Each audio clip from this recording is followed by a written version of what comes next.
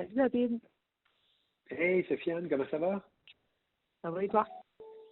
Ouais, je suis content de te parler. Écoute, je ne prendrai pas beaucoup de ton temps, je voulais juste qu'on parle un petit peu aujourd'hui spécifiquement de deux choses. Qu'est-ce qui t'a amené dans l'univers du courtage immobilier, puis aussi qu'est-ce qui t'a amené dans l'univers des quêtes tarifs au final? Oui, ben oui, certain. Hey, qu'est-ce qui m'a amené? Écoute, moi, là, depuis que j'ai 12 ans, David, là, je passe mes soirées à regarder des propriétés sur MLS, puis à comparer, à regarder le marché, il a l'air de quoi. Fait que c'est pas moi qui ai choisi l'immobilier m'a choisi, je pense. Mais moi, j'ai pas évolué, par exemple, complètement dans ce domaine-là. Là, tu sais, j'étais designer, moi. Je sais pas si tu savais, j'étais designer avant ça d'intérieur. Fait que Peut-être des j'ai années eu la chance. d'intérieur. Ah ouais, hein? Oui, c'est ça. Ouais, je faisais une dizaine d'années, surtout du résidentiel, un petit peu du commercial à la fin, là, mais beaucoup de projets résidentiels. Fait que l'immobilier, en quelque part, là, j'ai toujours comme plané autour de ça, là. Fait que Très cool. c'est Écoute, ça. c'est drôle parce que tu es dans l'équipe, puis je ne connaissais pas ce côté de toi-là que tu avais fait du design avant. Fait que dans l'équipe, tu t'es appelé, j'imagine, à visiter toutes sortes de propriétés, à voir toutes sortes de propriétés. Ça devait être, c'est quand même, c'est un peu le parallèle de l'immobilier. Fait que tu vois plein de choses, puis en plus, tu peux t'amuser avec le portefeuille des clients en design, j'imagine. Oui, exactement, c'est ça. Dans le fond, c'était pour vivre, tu sais, je vivais les rêves immobiliers à travers les clients. Fait que je pouvais voir toutes sortes de propriétés autant, là, tu sais, dans les Laurentides qu'au centre-ville de Montréal, tout ça. Fait que j'ai vraiment vu, là, tu sais, de tous les genres de propriétés. Puis, en quelque part aussi, ben, je travaillais justement avec le portefeuille des gens, comme tu dis, là. Fait qu'on regardait les budgets selon, évidemment, il faut que ça fasse du sens selon la valeur de la propriété, tu sais, pour retrouver ton investissement. Quand tu fais une bonne job en design, généralement, ben, tu conseilles tes clients jusqu'à là, là. C'est drôle parce que j'ai toujours dit qu'un bon designer, ça te fait vraiment sauver de l'argent, puis ça t'en fait gagner aussi, parce que tu fais pas, il y a certaines erreurs que tu fais pas, puis en plus, ben, tu fais prendre de la valeur à ta propriété aussi de façon vraiment intéressante, parce que tu sais, tu le sais, là, puis surtout toi avec ton œil de designer. Des fois, on visite un condo, le condo, mettons, tout nu, là, contracteur serait bien ordinaire, mais les clients ont tellement amené de belles touches design que le condo est rendu vraiment intéressant, tu sais. Ben oui, exactement.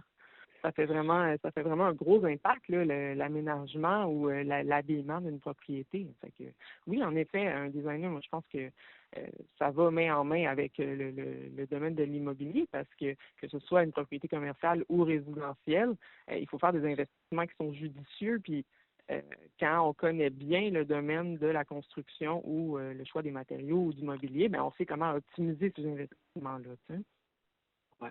Puis dans les faits, qu'est-ce qui t'a fait sauter dans l'immobilier après toutes ces années en design? Ben moi là, je me suis fait bien amie avec un courtier. En fait, ben dans ce temps-là, il n'était pas encore courtier. On est devenus amis avant. Il s'appelle Michael Marcotte de chez Remax. D'ailleurs, on le salue, allô Michael. Absolument. Lui, j'ai eu la chance de travailler avec lui sur pas mal de ses projets de flip. Il faisait beaucoup de flip au début. Et puis à un moment donné, il a comme décidé de faire son cours puis de se lancer. Fait que moi, là, je m'étais toujours dit, ah, il est trop tard, tu sais, j'ai fait mon choix, je suis en design. Puis quand j'ai vu Michael le faire, puis réussir, puis là, ben, dans sa première année, c'était comme, ben, Colin, s'il est capable, pourquoi moi aussi je pourrais pas? Fait que, il m'a encouragé, il m'a épaulé tout le long de mon parcours scolaire. Il a été là pour répondre à mes questions, pour me supporter. Puis, euh, pour revenir à ta question là, de tantôt, comment j'ai fait pour me joindre à l'équipe ou comment je vous ai connu, ben, c'est grâce à lui, en fait, là, vraiment, parce que Michael avait rencontré Maxime aussi, là, ben, plusieurs fois. Puis, il m'a dit, ben, tu sais, pour commencer en immobilier, là, c'est toujours mieux, je pense, de commencer avec une équipe. En tout cas, moi, c'est toujours ce qu'on m'a conseillé. Et puis, Michael, il m'a dit, ben, je pense que tu ferais un bon fit avec l'équipe Tardif. Tu sais, laisse-moi te présenter Maxime. Puis, comme de raison, le fit a été parfait. Là. À la première rencontre, je savais que ça allait être avec les Tardifs que je voulais travailler, c'est sûr. Là. Écoute, c'est le fun d'entendre parce que c'est drôle, puis là, tu viens d'exposer de façon simple comment la collaboration dans l'arrière-scène entre courtiers se passe souvent. Tu sais, souvent, quand on entretient des bonnes relations entre courtiers, ben justement, on va se référer selon les fits, selon tes désirs ou tes objectifs en immobilier. Fait que Michael a eu la présence d'esprit de écoute, tu sais, va joindre cette équipe-là. Puis ça a été vraiment un super fit que tu viennes nous rejoindre. Maintenant, ce qui m'intéresse, c'est de voir comment c'est. Parce que c'est sûr que quelqu'un qui a un œil design comme toi, comment ça t'influence dans ton quotidien quand tu visites des propriétés ou t'inscris des propriétés? Comment tu fais pour ne pas être trop critique? Parce que, écoute, on s'entend que toi, tu es comme je connais pas tant que ça tes talents en design, mais sur une échelle de 1 à 10, je te constate que tu vas être quelqu'un entre 8 et 10 sur design. Puis des fois, il y a des gens qui ont des propriétés qui ont besoin quand même ou qui seraient vraiment valorisées avec un petit coup de design ou il y a des attraits particuliers que tu dois porter attention. Comment tu fais pour amener ta couleur dans l'immobilier avec ce background-là? Ben, écoute, il y a tellement de façons, c'est sûr et certain. Puis le premier volet de ta question, je pense, comment je fais pour pas trop, là, disons, juger ou peu importe, là, tu sais, il faut faire une différence entre un design efficace puis de la décoration. Moi, j'ai jamais fait ça de la décoration parce que à la fin de la journée, là, c'est pas moi qui habite chez vous, puis moi, ce que tu veuilles voir ton bibelot ou ton cadre avec ta grand-mère dedans, mais comme si ça te fait plaisir, ben ça me fait plaisir que tu le mettes après.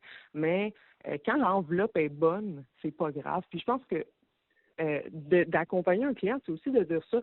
Laisse-toi pas intimider par les murs verts. Laisse-toi pas intimider par ci ou ça. Tu sais. Le comptoir est en granit. Tu sais, de reconnaître la qualité des matériaux, de reconnaître.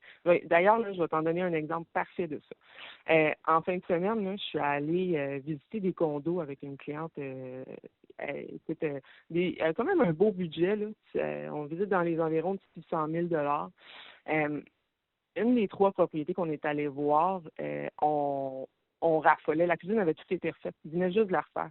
Et puis là, on disait, wow, tu sais, vraiment belle cuisine. Puis on la regardait. Puis moi, ça donne que c'est vraiment une de mes pierres préférées qu'ils ont mis pour le comptoir. Puis là, je regarde attentivement. Puis je remarque que le four, il est comme coupé exprès pour. Tu sais, le comptoir, il a été coupé pour le four. C'est-à-dire que quand on fait ça, tu peux plus vraiment mettre un autre modèle de four, tu sais. Fait que là, j'ai demandé à la courtière, ben, les électros sont inclus ou elle a dit non, ils partent avec. Mais imagine si je ne l'avais pas soulevé à ce moment-là. On avait visité, ma cliente avait le coup de cœur, on fait une offre, super, on arrive, à l'emménage, ils sont partis avec les électros, puis tout d'un coup, son four ne rentre pas. C'est bête, hein? Mais juste un petit détail comme ça aurait pu faire un super gros irritant pour elle, là. Peut-être qu'elle aurait comme eu son four en plein milieu de sa cuisine pendant un mois en attendant que quelqu'un puisse faire un appel de service chez eux pour venir couper le petit bout de comptoir qui faisait que le four ne rentrait pas, tu sais. C'est vraiment intéressant parce que là, on parle de menus détails qui peuvent. Puis ça, c'est super intéressant parce que, tu sais, je l'ai toujours dit en immobilier, tout se salit dans les détails. Ce qui veut dire que, mettons que tu portes pas attention, puis ta cliente ne t'arrive, puis ça arrive, puis le four n'est plus là, mais le nouveau four ne rentre pas parce que tu n'as pas porté attention. C'est juste un petit caillou dans le soulier de la transaction qui fait que la cliente, à la place de dire j'ai eu une expérience exceptionnelle avec sa fiance, j'aurais aimé ça que ma courtière remarque ça, right? Mhm.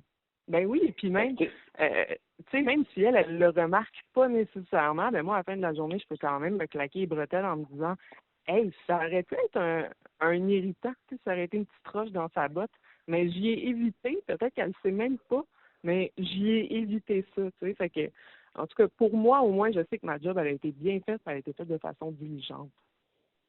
Puis je trouve ça, tu as mentionné quelque chose tantôt de super intéressant, du design versus la décoration. Puis c'est vrai que des fois, quand tu as dit, je me dis, c'est vrai, des fois, on mélange les deux, right? Tu sais, on se dit, Ben, c'est oh oui. la déco de l'éco, puis il y a du design, tu sais. Combien de fois, là, je me suis fait dire, hey, c'est vrai, toi, t'es décoratrice. Moi, dire, là, je pense que tous les designers du Québec pourraient s'entendre pour dire que elles se sont fait appeler une décoratrice un tôt ou tard, là, tu sais, quand c'est tout à fait différent comme métier, finalement, là. Mais, hein. Puis, tu sais, t'es fraîchement arrivé dans le milieu de l'immobilier, c'est 6 mois. Tu sais, Mhm. cette carrière-là, sur une échelle de 1 à 10, quand tu te lèves le matin pour aller faire de l'immobilier, là, tu te trouves où là-dedans? Tu sais, est-ce que tu es excité? Est-ce qu'il y a de l'appréhension? Est-ce qu'il y a de la peur de tous les défis que ça amène? Parce qu'il y a beaucoup de défis à l'immobilier. Comment tu vis ça actuellement?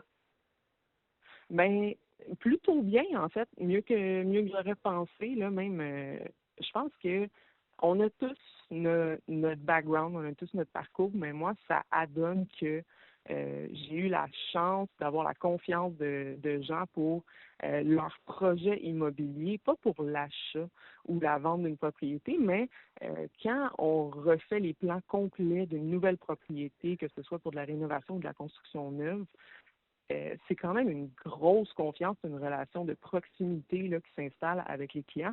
Puis on gère quand même leur portefeuille, ou du moins on les conseille, comme on fait en immobilier, comme courtier. Fait que je pense que pour ça, pour moi, il y a un confort qui s'est installé un peu plus rapidement. Puis j'ai quand même confiance en mes capacités, puis je sais que je suis capable de représenter correctement les intérêts de quelqu'un. Donc, le stress est bas quand même pour moi. C'est excitant, par exemple.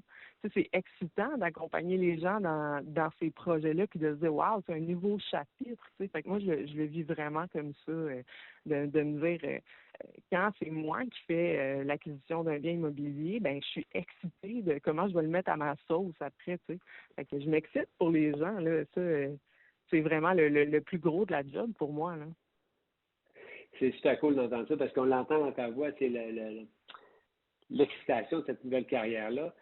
J'imagine qu'en design, tu avais, comme la plupart des gens qui sont en design, tu avais une certaine signature ou une signature, puis que est-ce que les gens venaient vers toi plutôt par référence suite à tes projets? Oui, absolument. Moi, j'ai vraiment eu de la chance pour ça. J'ai commencé à travailler tôt avec des designers chevronnés qui avaient déjà une grosse clientèle. Et puis, on était une équipe de seulement deux, là. Je pense à une relation de travail particulière que j'ai eue, où on s'est suivis pendant plusieurs années. Et puis, on était seulement deux. Donc, on a vraiment comme tu sais, j'ai comme repris sa clientèle, là, si tu veux, en même temps. Puis ça a fait, après ça, ensemble, on a fait des expositions, on a fait le Salon international du design à Montréal, on a fait vraiment des beaux projets. Fait que j'ai vraiment eu de la chance d'avoir la confiance d'un designer chevronné pour me prendre sous son aile. Puis après ça, que ma clientèle de design, ça roule. Tu sais, encore aujourd'hui, là, j'ai des appels, puis le monde ils me dit ah, tu peux-tu faire, tu peux-tu faire. Puis maintenant, ben, ça me fait plaisir de les référer à mes collègues designers. Puis c'est des amis que je me suis fait à travers les années. Parce que moi, maintenant, ben, c'est plus sur un autre plan. Moi, je fais juste mes projets à moi maintenant. Ah, J'ai cette chance-là. bon, ben, puisque tu avais ta signature, tu travaillais principalement par référence, la question pour terminer, ça va être quoi ta signature en immobilier? Ben, je pense que c'est un peu ce qu'on a parlé, hein. Euh, je pense que justement, tu sais, d'avoir les bases sur ce que c'est l'immobilier, c'est super. Ça fait qu'on est capable d'accomplir une transaction ensemble. Mais quand on veut aller encore plus au-delà, là, d'avoir un service client qui est plus exceptionnel, mais je pense que d'avoir des connaissances approfondies du domaine du design intérieur, c'est quand même une carte pas pire à avoir dans son jeu. Fait que, moi, je pense que ça, là, d'être capable de dire aux gens, euh, laisse-toi pas tromper par les matériaux, ça reste que c'est de la mélamine aussi, tout ça. Fait que peut-être que le prix, par exemple, est trop cher ou peut-être qu'il y a un beau potentiel d'investissement. Tu sais, je pense que pour ça, d'être capable de mieux conseiller les gens sur le potentiel d'une propriété, je pense que ça, c'est vraiment peut-être ma signature un peu plus, là, ou du moins sur le plan design. Là. Et souvent, cette signature-là va devenir la raison pour laquelle les gens vont référer, vont revenir vers toi. Puis, on s'entend, notre business, la plus belle récompense que tu peux avoir, c'est des gens qui te réfèrent, des gens qui te font confiance, qui reviennent vers toi. Puis, je pense que tu es voué à une super carrière. Pour les raisons qu'on a déjà mentionnées, pour l'attention que tu as aux détails, l'attention que tu as aux détails de tes clients, ton accessibilité aussi. Fait que j'ai vraiment hâte de voir ce qui va se passer pour toi dans les prochains mois au sein de l'équipe. Voilà, ma chère. Alors, écoute, ça a été vraiment un privilège de te parler. Merci d'avoir accepté l'invitation. Puis, lorsqu'on aura des conseils de design et non pas de décoration, on va faire appel à toi, ma chère. C'est bon, David. Merci à toi pour ton temps. C'est toujours un plaisir. All right, merci. Salut, bye. Bye.